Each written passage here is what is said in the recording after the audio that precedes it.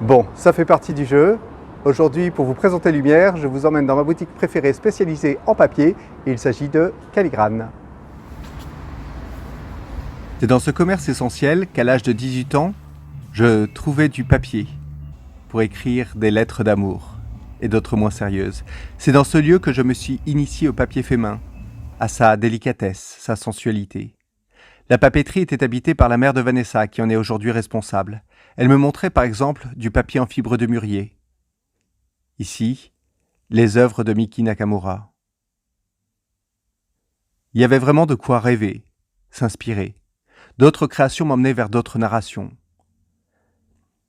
Bien avant d'arriver au Népal, à Katmandou, sans en avoir le souvenir, je pense avoir touché du Lokta.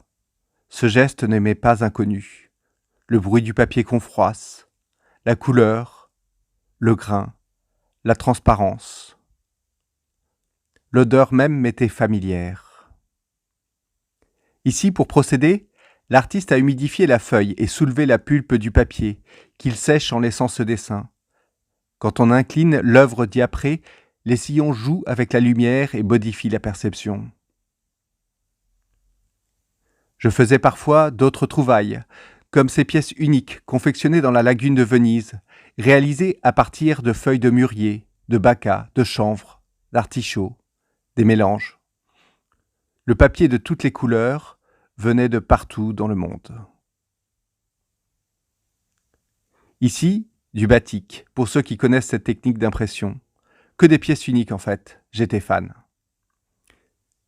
Je vous partage ceci parce qu'avec ma vidéo précédente, mon but est de montrer que Lumière est à la conjoncture de tous ces savoir-faire, tenus par des passionnés qui cherchent, avec pour allier le temps, à produire du beau, du rare, pour un résultat magnifique.